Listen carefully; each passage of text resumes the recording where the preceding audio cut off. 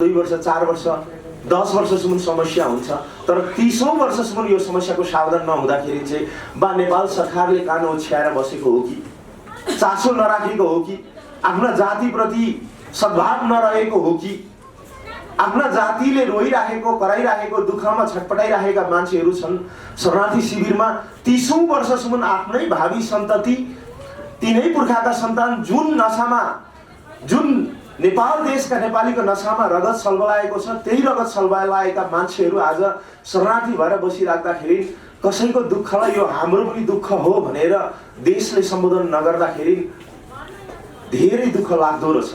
तर यो चाहिँ हामीले भन्नै पर्छ कि यो काम गर्नुपर्ने पहिलो दायित्व चाहिँ भारतको हो। त्यसपछि हामीले के सोच्यौँ भने सायद यो राजनीतिक कारणले भुटानमा शरणार्थी समस्या उत्पन्न गराएर नेपालमाथि यो खालको दबाब दिन खोजेको हो कि हाम्रो बुझाइ यो थियो। समस्या मैले सुन्न थालेको लगभग 5 वर्ष भयो, जब मैले चाहिँ हाम्रा नेपाली भाषी भुटानीहरूसँग चाहिँ मैले सङ्गत गर्ने मौका पाएँ, उहाँसँग काम गर्ने मौका पाएँ। यो इतिहास मैले सुन्न थालेको बल्ल 5 वर्ष भयो, किनकि मैले बल्ल 5 वर्ष भयो उहाँसँग काम गर्न थालेको।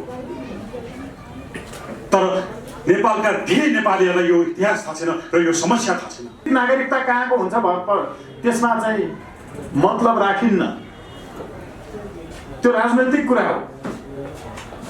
अर्को महत्त्वपूर्ण कुरा, जस्ट सली प्रिन्सिपलबाट गाइडेड देशहरू चाहिँ अघि भनिए जस्तो 2046 साल चैत्र मसान्त पश्चात नेपालमा जति मान्छे भेटिए सबैलाई नागरिकता दिने, देश बेचेर खाने त्यति बेलाका नेताहरूले स्वीकार गरे। यो कट अफ लियर भन्दै हुन्थ्यो, खासमा लिगल टर्ममा त्यसलाई त्योहरूले भनिरहनु भएको कुरा, जो वास्तवमा नेपाली हो, त्यो नामकै कारणले नेपाली हो। अघि भने जस्तो चन्द्रप्रकाश मैनाली, त्यो नेपाली बाहेक अरू हुन सक्दैन। दिलीप प्रसाद अधिकारी नेपाली बाहेक अरू कुनै संसारको कुनै देशमा यस्तो नाम भएको मान्छे भेटिँदैन। कोही भेटियो भने त्यो नेपालबाट गएको, नेपालको ओरिजिन हो। प्रतिष्ठा पनि छ, ख्याति पनि छ, लोकप्रियता पनि छ, तर हामीले देश बनाउन सकेनौँ। हामी कहाँ छौँ, कुन अवस्थामा छौँ, हामीले बारम्बार बहस गरेका छौँ, तर देश बनेन। यहाँ सिपी मैनाली हुनुहुन्छ, नेपालको कम्युनिस्ट आन्दोलनको एउटा शीर्ष व्यक्तित्व हो उहाँ। यहाँ धेरै विज्ञहरू हुनुहुन्छ, तर आज हामी शरणार्थीको बारेमा, भुटानी शरणार्थीको बारेमा यो समस्या अझै पनि समाधान भएन। कतिपय मान्छे अमेरिका पुग्यो, क्यानाडा पुगे, अस्ट्रेलिया पुगे, विश्वका विभिन्न देशमा पुगे, तर अझै पनि भुटानी शरणार्थी समस्या किन समाधान भयो? एउटा गम्भीर विषय छ। करिब 30 वर्ष भयो भुटानी शरणार्थीको कुरा गर्दाखेरि। 30 वर्षसम्म भुटानी शरणार्थी समस्या दीर्घकालीनको समाधान हुन सक्दैन।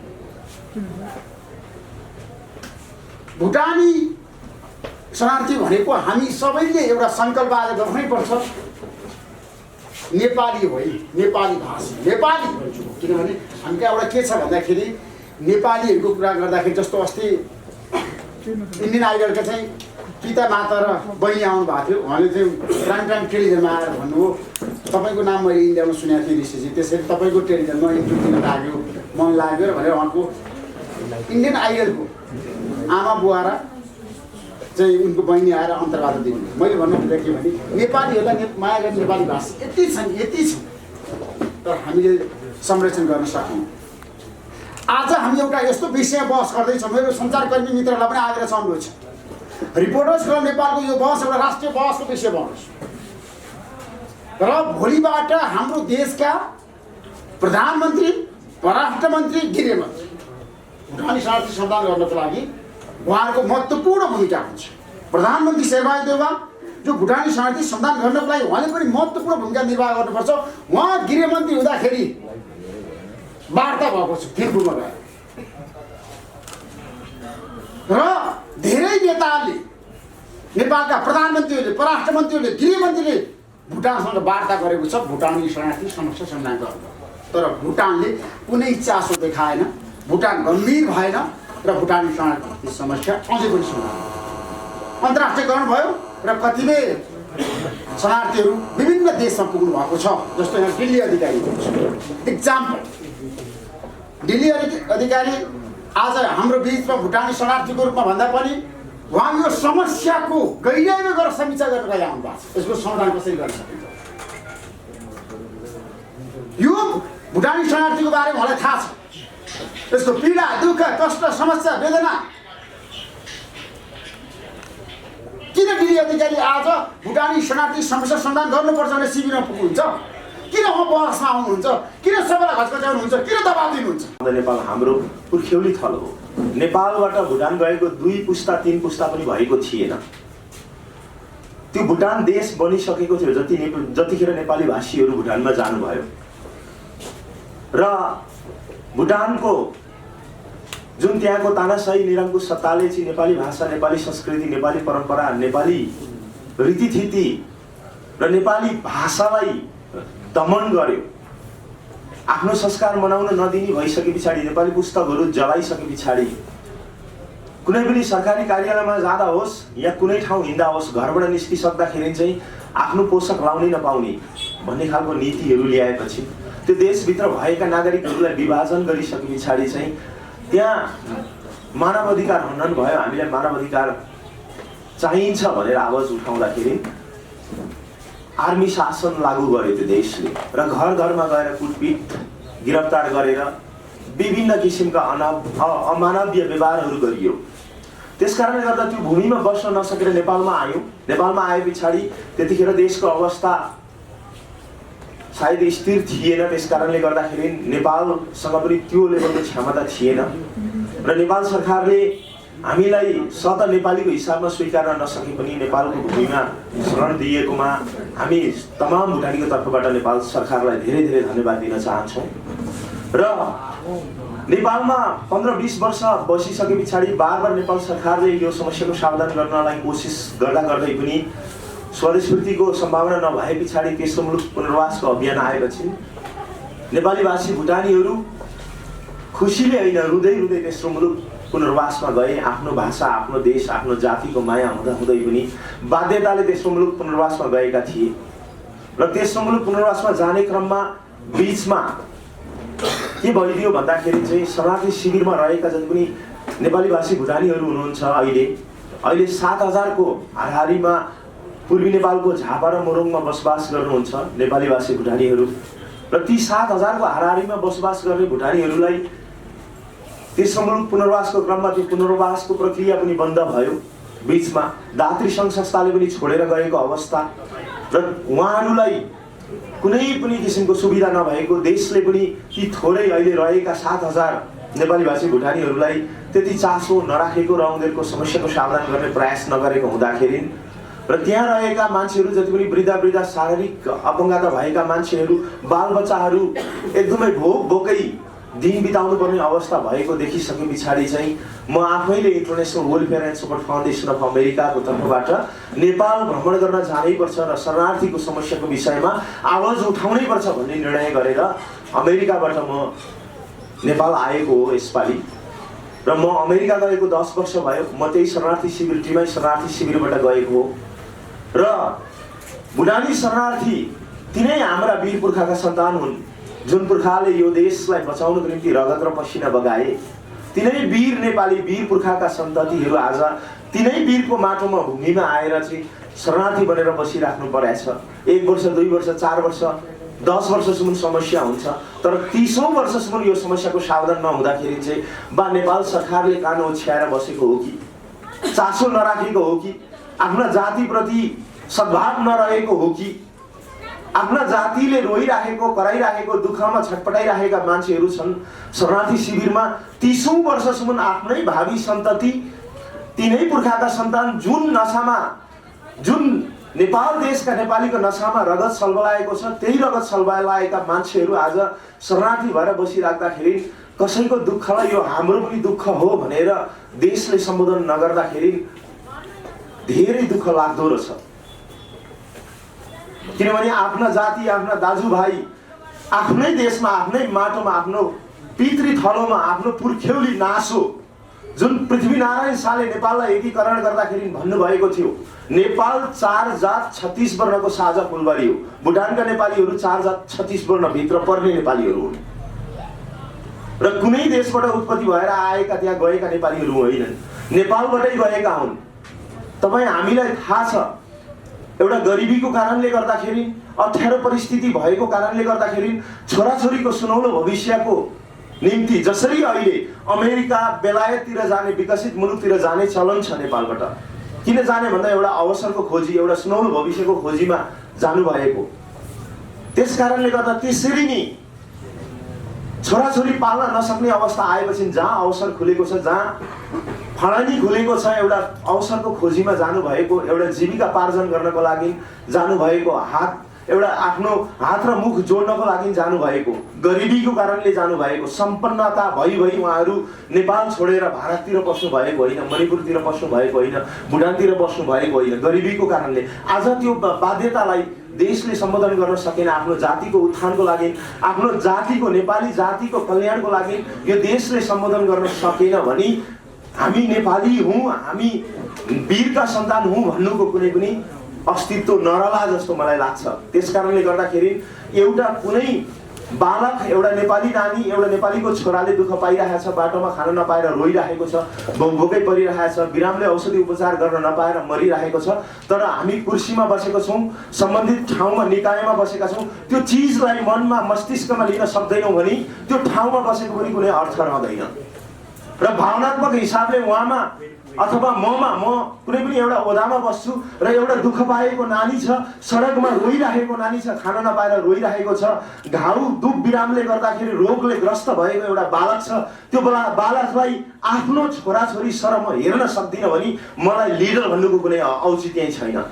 त्यस कारणले गर्दाखेरि म यही सम्बोधन गर्न चाहन्छु नेपाल देश र नेपाल देशको जिम्मेवारी ओदामा बस्नुभएका सम्पूर्ण नेताजीहरूलाई, प्रधानमन्त्रीज्यूलाई, राष्ट्रपतिज्यूलाई र सम्पूर्ण जिम्मेवारी निकायमा बसेका माननीय व्यक्तित्वहरूलाई म यही आग्रह गर्न चाहन्छु र सम्पूर्ण नेपाली भाषी आमाबुवा दाजुभाइलाई यही आग्रह गर्न चाहन्छु। हामी नेपालीहरूको देश नेपाल, हामी अहिले अमेरिका गएका छौँ, जापान गएका छौँ, क्यानाडा गएका छौँ, बेलायत गएका छौँ, जहाँसुकै गए पनि, जुनसुकै देशमा गए पनि, जतिसुकै विकसित मुलुकमा गए पनि, चाहे जुनसुकै भाषा बोले पनि हाम्रो रगतमा नेपालीपन छ, हाम्रो सोचमा नेपालीत्वको सोच छ, हामीमा नेपाली प्रतिको सद्भाव छ।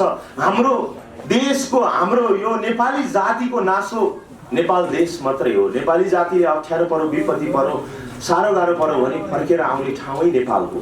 त्यस कारणले गर्दाखेरि नेपालीहरूलाई परेको समस्यामा नेपाल गम्भीर हुनुपर्छ जस्तो मलाई लाग्छ र मैले सुन्ने पनि गरेको छु। शरणार्थीहरू धेरै किसिमका शरणार्थी छन् देशमा, सबैलाई समानताको हिसाबले चाहिँ हेरिनुपर्छ भन्ने खालको, तर नेपाली भाषी भुटानी र अन्य शरणार्थीमा पनि निकै फरक छ जस्तो मलाई लाग्छ।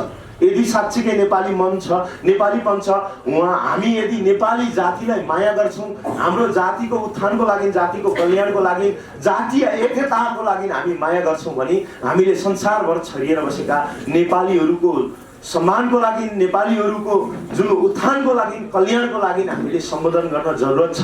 र भुटानी शरणार्थी जति पनि अहिले पूर्वी नेपालमा बसोबास गर्नुभएको छ, यो कुरो मलाई प्रत्यक्ष थाहा छ।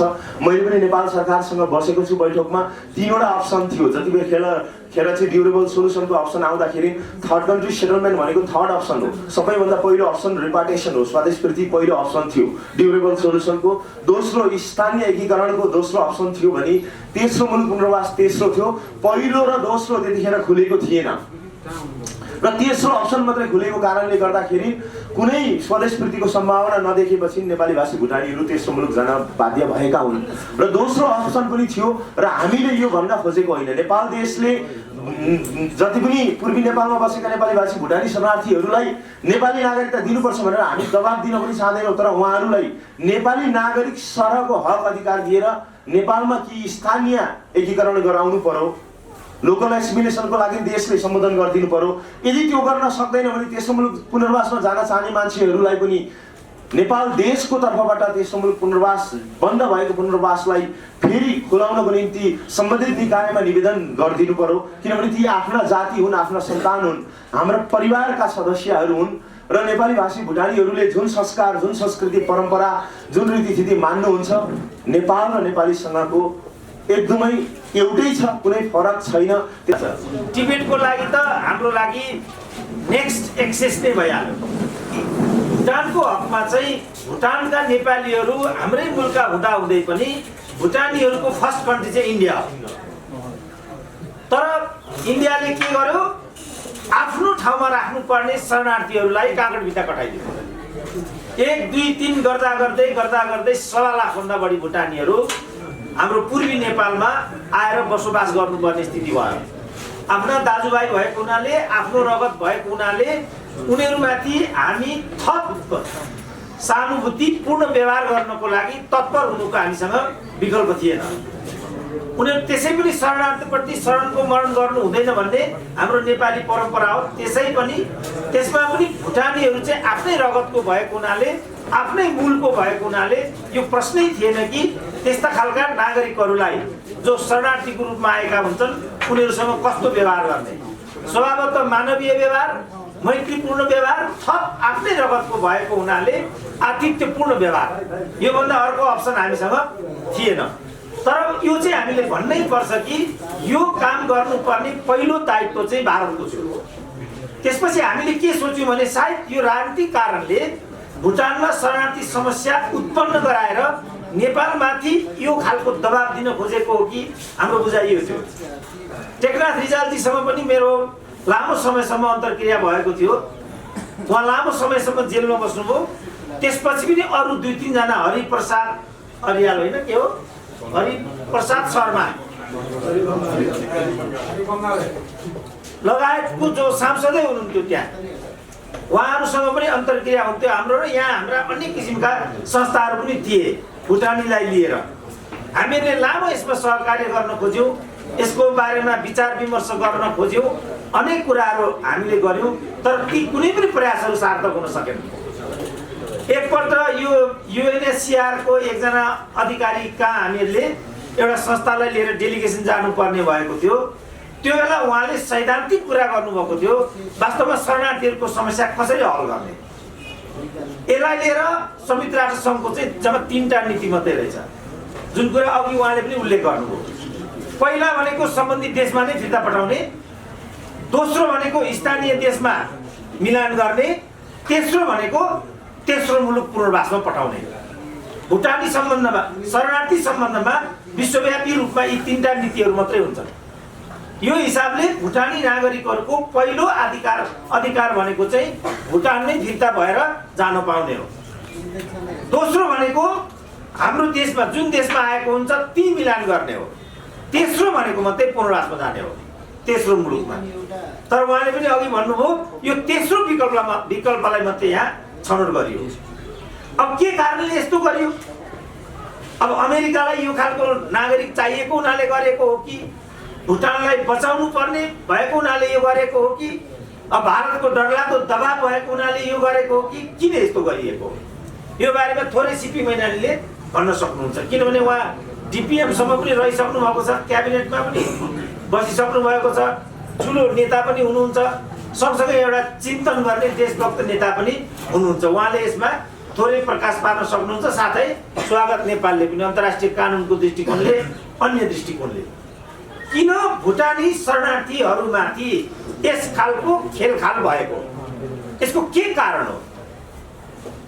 के कारणले यो जनसङ्ख्या हामीले बेहोर्नु पर्ने? हाम्रा दाजुभाइ भएको हुनाले, हाम्रो रगत भएको हुनाले उनीहरूलाई हामीले स्वागत गर्नुपर्छ भन्ने कुरा हामीसँग छँदैछ। तर भुटानबाट उनीहरू के कारणले विस्थापित हुनुपर्ने? किनभने भुटानको सभ्यता निर्माण गर्नमै नेपालीहरूको परम्परागत हात छ। भुटानीहरूमा त पशु पालन गर्नुपर्ने, कृषिको परम्परा थालनी गर्ने, सभ्यताको थालनी गर्ने सिकाउने मानिसहरू नै नेपाली हो। नेपालको गोर्खाबाट गएको ठुलो जनसङ्ख्या भुटानका राजाहरूले निमन्त्रणा गरेर त्यहाँ काम गर्नु गएका होइनन् भुटानीहरू। भुटानको राज परिवारले गोर्खा दरबारसँग औपचारिक रूपमा नेपालको जनसङ्ख्या चाहेको हुनाले हामीहरू निम्तो पछि त्यो ठाउँमा गएको र त्यहाँको सभ्यता नै निर्माण गरेको नेपालीहरूले हो। अस्ति मैले एक ठाउँमा यो कुरा गर्दाखेरि आज दुर्भाग्यले भुटानबाट भ्याक्सिनेसन हात पसार्नु पर्ने ठाउँमा नेपालीहरू पुगेका छौँ भन्दा भुटानकै एकजना नेपालीले त्यो कस्तो खालको नेपाली हो म छक्क परेँ। आश्चर्य लाग्यो मलाई, त्यस्ता पनि नेपाली हुँदो रहेछ। त्यसो भन्दा उहाँ कसरी मलाई मुख लाग्नुभयो भने यो सुरेन्द्र केसी भनेको त नक्कली पिएचडी गरेको डाक्टर रहेछ, त्यस्ता पनि पिएचडी गरेका हुन्छन् भन्न आइपुग्यो। अब नेपाली भन्दा मात्रै पनि हुँदो रहेछ। हामीले त यो हिसाबले भनेको होइन, हामीले त के हिसाबले भनेको भने भुटानको सभ्यता निर्माण गर्नेहरू नेपाली हुन्। तर आज नेपालीहरूले नै त्यहाँबाट विस्थापित हुनु परिरहेको छ भनेपछि के कारण हो यो? के कारणले विस्थापित हुनुपर्ने उनीहरू त्यहाँबाट? केही त हुनु पर्यो। के कारण पर्यो त्यस्तो भन्दा यो राजनीतिक कारण छ भन्ने हाम्रो बुझाइ छ। राजनीतिक कारण भनेको चाहिँ के छ भने नेपाल आफै समस्यामा छ।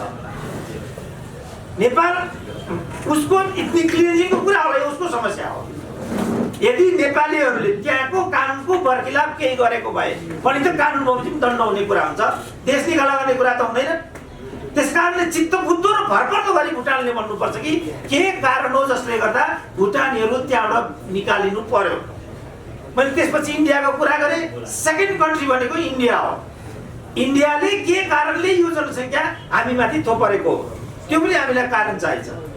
त्यसपछि नेपाल सरकारले यसमा के कस्तो डिलिङ गरेको छ भन्ने कुरा मैले अघि भने सिपी मैनालीजीले उल्लेखनीय मात्रामा यसमा भन्न सक्नुहुन्छ। किनभने नेपाल सरकारको आधिकारिक र सामग्रिक नीति नभएको हुनाले पनि यो समस्या चाहिँ खेलबाडको विषय बनेको छ। म के सुन्छु भने अनेक चरणमा वार्ता हुने गरेको छ भुटानसँग। प्रत्येक चरणमा भुटानले हामीलाई डोमिनेट गरेर पठाउने गरेको छ। र मैले के पनि सुनेको छु भने नेपालबाट प्रतिनिधिमण्डलमा जाने प्रतिनिधिहरूलाई अनेक किसिमको साम दाम द्रव्य लगायतको लोभ लालच लगाएको हुनाले क्रमशः नेपाल पछि पर्दै पर्दै पर्दै पर्दै गयो। भुटानीहरू उपेक्षित हुँदै हुँदै हुँदै हुँदै गए। भुटानीहरूले अनेक सामदाम प्रयोग गरेर यहाँको नागरिकता लिने, अनि यहाँका नेपालीहरू चाहिँ भुटानी कागज लिएर बेल्जियम गएर बस्ने, त्यस्तो पनि मैले भेला पाएँ। म एकचोटि बेल्जियम पुगेको थिएँ। डाक्टर साहब मलाई यहाँ ठुलो समस्या पर्यो, पार लगाइदिनु पर्यो। के समस्या पर्यो भन्दाखेरि त मेरा छोराछोरी उहाँ रहे, हामी हस्बेन्ड वाइफ यहाँ भयो। त आफ्नो छोराछोरी ल्याउन तिमीलाई समस्या के पर्यो भन्दाखेरि म भुटानी कागजबाट आएको छु भन्छ। भनेपछि नेपालीले पनि फटाइ गरेको रहेछ, भुटानीहरूले पनि फटाइ गरेको होला। त यो फटाइको घाटमा भुटानी जनसङ्ख्या पर्यो। त फटाइ गर्ने एउटा आम भुटानीहरू यो किसिमको व्यथामा किन पर्ने? त्यसपछि मात्रै थर्ड कन्ट्री सेटलमेन्टको कुरा आएको छ। अब यो जस्तो भुटानी रगतको कुरा अघि उहाँले गर्नुभयो। यो सेतो छालाको कुरा तपाईँले हेर्नुभयो भने अमेरिकाको हेर्नुभयो, अस्ट्रेलियनको हेर्नुभयो, ब्रिटिसहरूको हेर्नुभयो, उनीहरूमा एक खालको भाइचारावाद छ। अमेरिका जानु पर्यो भने आफ्नै देश गए जस्तो हुन्छ ब्रिटिस नागरिकलाई, अस्ट्रेलियामा आउनु पर्यो भने आफ्नै देश गए जस्तो हुन्छ। अस्ट्रेलिया त मलाई लाग्छ ब्रिटेनको लागि सेभ गरे जस्तो लाग्छ। अस्ट्रेलियाको हरेक साइनबोर्डमा कस्तो लेखिराखेको हुन्छ भनेदेखि ब्रिटिस नागरिक र ब्रिटिस गभर्मेन्टले जस्तै दुरुपयोग गर्यो भने पनि, हामीलाई जति नै प्रताडित र अपमानित गर्यो भने पनि हाम्रो ब्रिटेनप्रतिको भक्ति, ब्रिटेनप्रतिको आस्था अविचलित रहन्छ र हामी निष्कण्टक रूपमा ब्रिटेनप्रति आफ्नो आस्था भाव जारी गरिरहेका हुनेछौँ। यो लेखेको छ। र अहिले पनि त्यहाँको head of the state British queen हुन्छन् अहिले पनि, र गभर्नरले शासन गर्छ त्यहाँ अहिले पनि, र अहिले पनि त्यो ब्रिटिस गभर्मेन्ट हो। यस्तो त हुन्छ।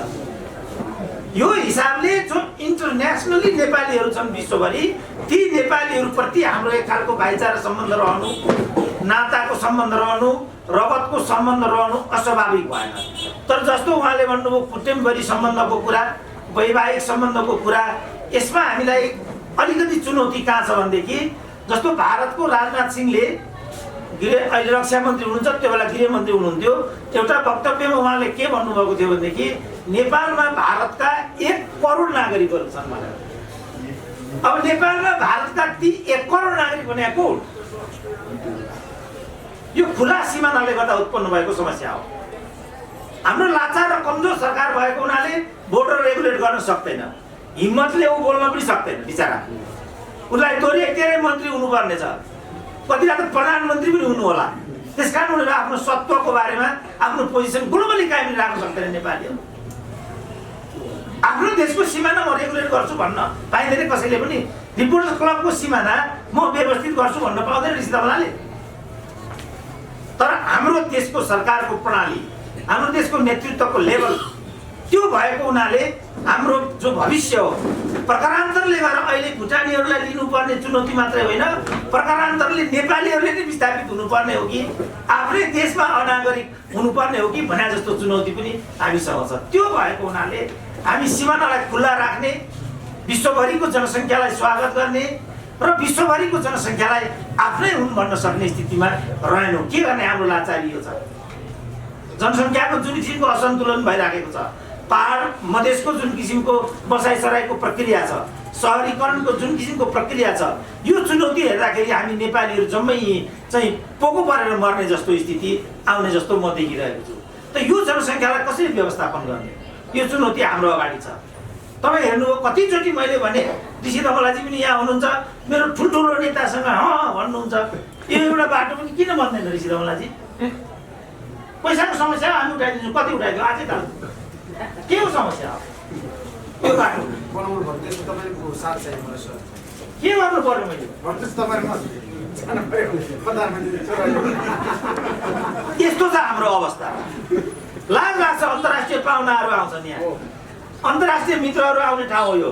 यतिका पत्र हेरेर विचार लगाएर यहाँ बाहिर यहाँ काठमाडौँको सबैभन्दा गए गुज्रेको ठाउँको रूपमा यो मैले सोधेँ, यही कुरा भयो। यसको इन्कम केही नभए 4-5 लाख रुपियाँ त होला नि, भन्दा कति 50 कि 60 लाख छ अरे यो परिसरको इन्कम मासिक। यसबाट एउटा पैसा निकालेर यति सडक पनि व्यवस्थापन गर्न सकिने, यति कति चाडा चाहिँ आज हामी भएका छौँ। यस्तो बेलामा हामी यत्रो ठुलो निर्वाध जनसङ्ख्या, यत्रो ठुलो अव्यवस्थित सहरीकरण, बसाइसकेको यो प्रक्रिया, पर्यावरणको यो चुनौती, बागमतीको यो फोहोरी स्थिति, भर्खरै मेलम्ची बर्बाद भएको, एक थोपो पानी नआएको, कसरी हामी व्यवस्थापन गर्न सक्छौँ यो सबै जनसङ्ख्या? यो चुनौतीको बिचमा हामीहरू छौँ। त्यस कारणले म निष्कर्षतिर आएर के भन्छु भने 1.25 लाख जति जनसङ्ख्या हो भुटानको नेपालमा। अब त्यो जनसङ्ख्या मलाई लाग्छ अहिले 12,000 मात्रै होला। यो 7,000 मलाई लाग्छ यो कहीँ खेती त होइन। मैले के सुनेको छु भनेदेखि झापा जिल्लाको चाहिँ सिडिओको तलब अन्यत्र, स्वागतजीलाई थाहा हुन्छ यो, सिडिओको तलब अन्यत्र 42 लाख हुन्छ भने त्यहाँ चाहिँ 1.5 लाख हुन्छ अरे। यही समस्याले गर्दा भुटानी भन्छ अरे अर्को 1.5 लाख भत्ता पाउँछ अरे उसले। कहीँ यो भत्ताको लागि त यिनीहरूले यो 12,000 पालिराखेको होइन। के कारणले यो 12,000 राखी जोडेको? यो 7,000 यो 7,000लाई त्यस्तो समस्या पऱ्यो त मलाई दिउँ, मै व्यवस्था गर्छु।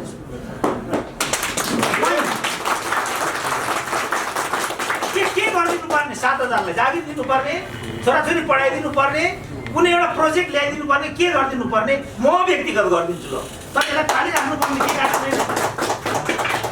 तर यसबाट के बुझिन्छ भने यहाँभित्र राजनीति छ, राष्ट्रियतामाथि, अन्तर्राष्ट्रिय सुसम्बन्धमाथि, भोलिको पिँढीलाई अप्ठ्यारो र जोखिम पर्ने कुरामाथि राजनीति गर्न पाइँदैन। हाम्रो आवाज चाहिँ यो हुन्छ।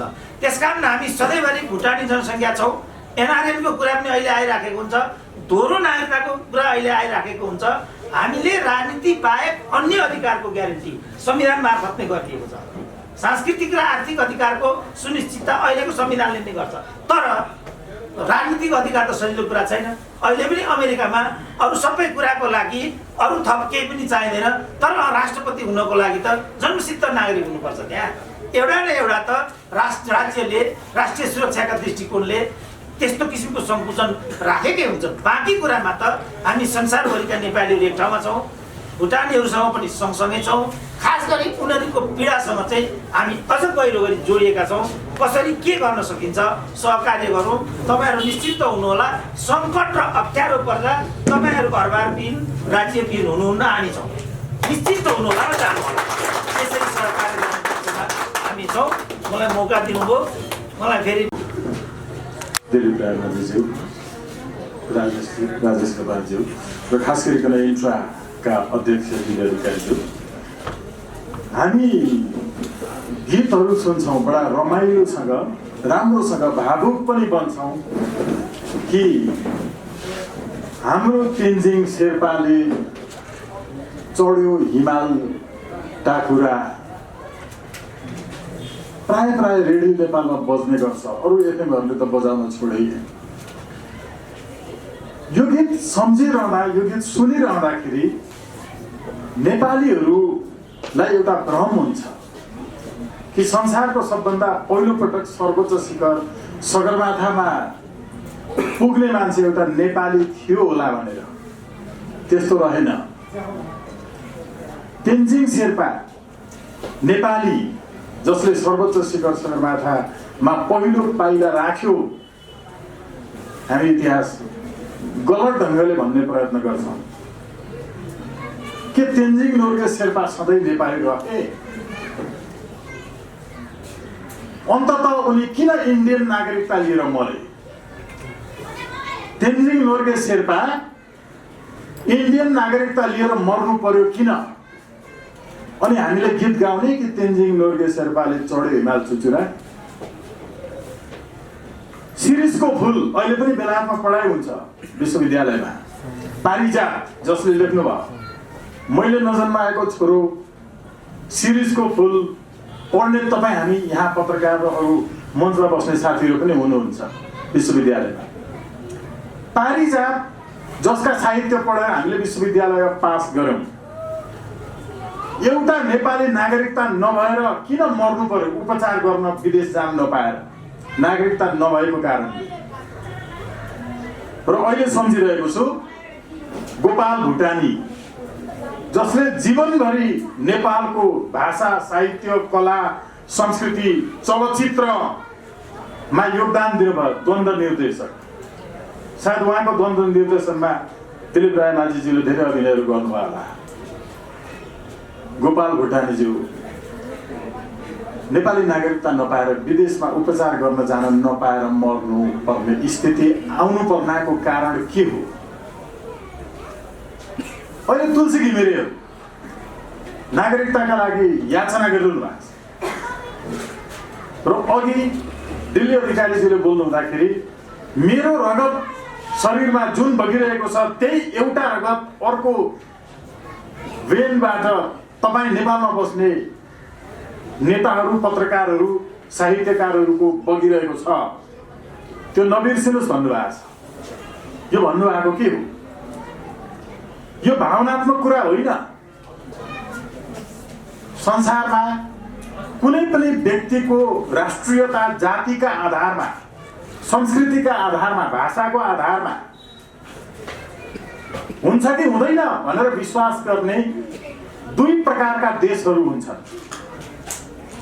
संसारको एक प्रकारका देशहरूले जस्ट स्याङ्ग्युस प्रिन्सिपल अफ नेचुरल ल मा विश्वास गरेर आफ्नो देशको संविधान बनाएका हुन्छन्। यो विधिवेत्ताहरू, कानुनवेत्ताहरू, विधिशास्त्रीहरूले जान्ने कुरा हो। विश्वविद्यालयमा यही भनेर पढाइ हुन्छ, हामीलाई पनि यही भनेर पढाइएको हो। अहिले हामी त्यही भनेर पढाउँछौँ। जस्ट स्याङ्ग्युस प्रिन्सिपलमा विश्वास गर्ने विश्वका जति देशहरू छन्, नेपाल, फ्रान्स, तपाईँको चाहिँ बेलायत जस्ता देशहरू, उत्तर कोरिया पनि हो, जसले के विश्वास गर्छ भने रगतको आधारमा जाति र नागरिकताको निर्माण हुन्छ भनिन्छ। रगतका आधार। यो दिल्ली प्रसाद अधिकारी भन्ने थर बेलायतमा भेटिन्छ, यो नाम भेटिन्छ। त्यहाँको original inhabitant of UK Delhi Prasad Adhikari हुन्छ। चन्द्रप्रकाश मैनाली, सिपी मैनाली यस्तो कोरियामा हुन्छ, यस्तो अफ्रिकामा हुन्छ, हुँदैन। यो यहीँको पहिचान हो, त्यो रगतको सम्बन्धबाट बनेको हो। त्यसको ओरिजिनालिटी धेरै म लामोमा जान्न, किनकि साथीहरूको समय पनि कम छ। धेरै लामो बोलिसक्नु भएको छ यस्तोका आदरणीय व्यक्तित्वहरूले। त्यसैले जस्ट स्याङ्ग्युस प्रिन्सिपलमा विश्वास गर्ने मुलुकहरूका लागि एक पटकको त्यो देशको नागरिकको रगतबाट आएका सधैँका लागि त्यही देशको पहिचान बोकेको जाति र त्यसको उद्भवबाट आएको नागरिक हुन्छ। राजनैतिक नागरिकता कहाँको हुन्छ त्यसमा चाहिँ मतलब राखिन्न, त्यो राजनैतिक कुरा हो।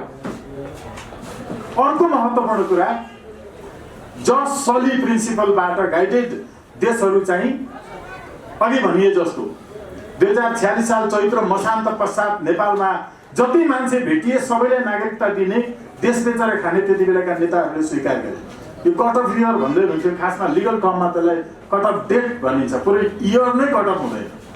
त्यो कट अफ डेट हो 2046 साल चैत्र मसान्तसम्म नेपालमा जति थिए सबैलाई नेपाली नागरिकता दिन थालियो। त्यसपछि फेरि त्यो कट अफ डेट चाहिँ परिवर्तन गरियो। म त्यतातर्फ जान्न। अहिले भन्न खोजिएको के हो भने दिल्ली अधिकारीज्यूहरूले भनिरहनु भएको कुरा जो वास्तवमा नेपाली हो, त्यो नामकै कारणले नेपाली हो। अहिले भने जस्तो चन्द्र प्रकाश मैनाली त्यो नेपाली बाहेक अरू हुन सक्दैन। दिलीप प्रसाद अधिकारी नेपाली बाहेक अरू कुनै संसारको कुनै देशमा यस्तो नाम भएको मान्छे भेटिँदैन। कोही भेटियो भने त्यो नेपालबाट गएको, नेपालको ओरिजिन हो, यो बुझिन्छ। त्यसैले हो यो नेपाली ओरिजिन जो हो त्यो नेपालबाट गएको हो। अघि म के भन्न चाहन्छु भने यो इतिहास आज धेरै इतिहासहरू सुन्ने मौका पायो, समस्याहरू सुन्ने मौका पायो। यो इतिहास मैले पनि र यो समस्या मैले सुन्न थालेको लगभग 5 वर्ष भयो, जब मैले चाहिँ हाम्रा नेपाली भाषी भुटानीहरूसँग चाहिँ मैले सङ्गत गर्ने मौका पाएँ, उहाँसँग काम गर्ने मौका पाएँ। यो इतिहास मैले सुन्न थालेको बल्ल 5 वर्ष भयो, किनकि मैले बल्ल 5 वर्ष भयो उहाँसँग काम गर्न थालेको। तर नेपालका धेरै नेपालीहरूलाई यो इतिहास थाहा छैन र यो समस्या थाहा छैन। म तपाईँहरूलाई बिन्ती गर्दछु कि यो समस्या, यो समाधान कसरी गर्ने भन्ने कुराहरू हाम्रो स्वागत नेपालजीले अवश्य पनि भन्नुहुनेछ। हामीले त कथाहरू मात्रै सुन्यौँ, इतिहासहरू सुन्यौँ, तर यसको समस्याको समाधान के हो त भन्ने कुरा चाहिँ अवश्य पनि हाम्रो लयर्स सरले भन्नुहुनेछ। र यो समस्यालाई समाधान कसरी गर्ने भन्ने कुरा तपाईँहरू मिडियाले चाहिँ आवाज उठाइदिनु होला। तपाईँहरूको आवाज हरेक देशका नागरिक र यो सरकारले कानहरूमा पुग्नेछन्, तब मात्र समस्याको समाधान हुनेछ। म दिल्ली सरको समर्थन भन्दै इन्टरनेसनल रेफरेन्स सपोर्ट फाउन्डेसनको नेपालको अध्यक्षको तर्फबाट म उहाँहरूलाई र यहाँहरूलाई प्लिज अनुरोध गर्न चाहन्छु। धन्यवाद। कानुनै नभएको बेलामा उहाँहरू नेपालबाट जानुभएको त हो, अनि एनआरएनसँग सम्बन्धित कानुन पछि आयो भनेर त्यो कानुन आउनुभन्दा पहिला गएका मान्छेहरू चाहिँ एनआरएन थिएनन्, होइनन्। कानुन आएपछि मात्रै हुन्छ। कानुन त जस्तो पनि आउँछ। तपाईँ पत्रकार साथीहरूले केही समय अगाडि मोटरसाइकलमा पछाडि पनि बस्ने मान्छेले हेलमेट लाएन भने पक्राउ पर्नुहुन्थ्यो, जरिवाना पर्थ्यो। अहिले पर्छ? मोटरसाइकलमा पछाडि बस्ने साथीले हेलमेट नलगाए तपाईँलाई अहिले जरिवाना तिर्न पर्दैन। यो कानुन टेक्निकल कुरा। कहिले त्यसैलाई उल्टाउँछन्, कहिले पल्टाउँछन्, कहिले त्यही गैर कानुनी हुन्छ, कहिले त्यही काम कानुनी हुन्छ। अहिले मोटरसाइकल पछाडि हेलमेट नलगाइकन हिँड्नु भनेको कानुनी नै हो। तर त्यो हेलमेट बिक्री गर्ने र त्यो हेलमेटको कमिसन खानका लागि मात्रै जति बेला बाध्य बनाइएको थियो नि मोटरसाइकल पछाडि पनि बस्नेले हेलमेट लगाउनलाई, त्यो बेलामा त्यही कानुन बाध्यकारी थियो। तर त्यो कानुन आउनु पूर्व के थियो? मैले भनेको के भने एनआरएनसँग सम्बन्धित अवधारणा आउनुभन्दा पहिला नेपालबाट बाहिर गएका मान्छेहरू चाहिँ नन रेजिडेन्सियल नेपाली थिएनन्। थिए कि थिएन? त्यसलाई चाहिँ के भन्नुहुन्छ? हो, एकपटक नेपाल छोडेर नेपालबाट बाहिर गएकाहरू एनआरएनहरू थिए, यद्यपि त्यति बेला एनआरएनको कन्सेप्ट थिएन, कानुन थिएन। त्यो एनआरएनका सन्तानहरू एनआरएन नै हुन्। यो होइन भनेर कसैले भन्न सक्छ? यसको पछाडिको तर्क केही छ? यो होइन भनेर भन्न सक्ने कसैले प्रमाणित गरिदियोस् कि दिल्ली अधिकारी भन्ने नै यस्तो नाम थरको मान्छे चाहिँ अफ्रिकन पनि हुन्छ, ब्रिटिस पनि हुन्छ, अमेरिकन पनि हुन्छ। यो भ्रम छ हो कि होइन? अनुहार हेर्दै अमेरिकन जस्तो देखिन्छ भनिन्छ त उहाँलाई। मान्छेको जाति समुदाय कि भाषाले कि स्किन टोनले कि उसको फेसल स्ट्रक्चरले ल्याङ्ग्वेजेसहरू यसले क्याटेगोराइज गर्छन्। देखि जो कुरा प्रष्ट छ, नेपाली ओरिजिनको मान्छे हो, एनआरएनसँग सम्बन्धित कानुन आउनुभन्दा पहिल्यै नेपाल छोडेको थियो। अब त्यो एनआरएन हो कि होइन? यो होइन भन्नका लागि तर्क के छ? मैले खालि अघि जोडेको के भने अब कुनै दिन आउनेछ हुन चाहिँ नेपाली होइन, नागरिकता पनि थिएन, नेपाली नागरिकता नभएको कारणले उपचार गर्न नपाइकन मर्यो, नेपालमा सम्मान दिएर राख्न पाइएन, अनि इन्डियन नागरिकता लियो मर्ने बेलामा तेन्जिङ नोर्गे शेर्पाले, अनि गीत मात्रै गाएर बस्ने हाम्रो तेन्जिङ शेर्पाले चढ्यो हिमाल चुचुरा। यो दुःखद स्थिति। अब नेपाल बाहिर गएर जति नेपालीहरू अहिले विश्वका विभिन्न विश्वविद्यालयमा अध्ययन गरिरहेका छन्, आफ्नो क्षमता देखाइरहेका छन्, ती नेपालीहरूले विश्वमा अमर हुने नाम जब स्थापित गर्छन् नि, अनि उहाँ त हाम्रो नेपाली नै हुनुहुन्थ्यो भनेर नेपालीहरूले भन्नुपर्ने, त्यही तेन्जिङ नोर्गे हाम्रै नेपाली हुनुहुन्थ्यो भने जस्तो। यो इतिहासमा किन सत्य बोल्दिन के फरक पर्छ? हुनुहुन्न थियो, नेपालले पाल्न सकेन, नेपालले सम्मान दिन सकेन, सम्मान दिन नसकेको कारणले सर्वोच्च शिखर सगरमाथा चढ्ने तेन्जिङ नोर्गे पनि इन्डियन बनेर मरे। यी नालायक त्यति बेलादेखिका शासकहरू 14औं शताब्दीमा नेपाल भ्रमण गर्न आएका एकजना चिनिया यात्री हुएन साङले लेखेका थिए आफ्नो यात्रा वर्णनमा, नेपालीहरू वास्तवमा कुटिल छन्। तिनले नेपालका नेतालाई मात्रै भेटेछन् कि त्यो बेलामा, त्यस्तो लाग्छ, अनि कुटिल भनेर लेख्यो। अहिले यो जुन कुटिलता छ नि, एनआरएनसँग सम्बन्धित विषय, अघि सिपी मैनालीजीले भन्नुभएको एउटा सन्दर्भ चाहिँ हामीले यो जज स्याङ्ग्रेस प्रिन्सिपलमा आधारित भएर हेऱ्यौँ भने उहाँहरू एनआरएन बाहेक केही पनि होइन, एनआरएन नै हो।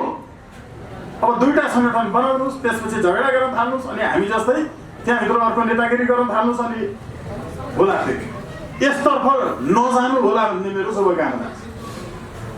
यसतर्फ हामी गयौँ भने हामी फस्छौँ। ठिकै छ, सङ्गठनहरू त बनाऊ, तर यही उद्देश्य राखेर नगरौँ।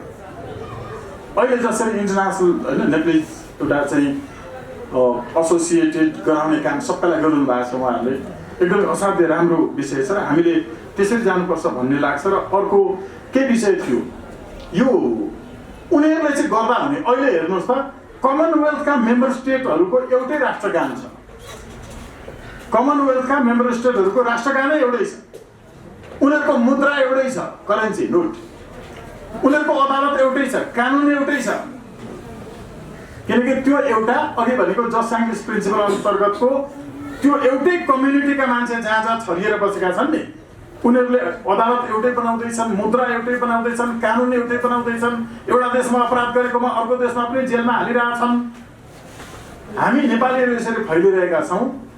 समस्या के पर्छ? हामीले एउटै ढङ्गले गयौँ भने यसमा चाहिँ समस्या पर्छ भन्ने लाग्दैन। अर्को एउटा महत्त्वपूर्ण कुरा के छ भने यो अन्तर्राष्ट्रिय अधिकार स्वदेश फिर्ताका लागि इन्डियाले त्यति बेला दिएन, त्यो अर्को विषय हो, त्यसलाई धेरै घन्टौँ बहस गर्न सकिन्छ।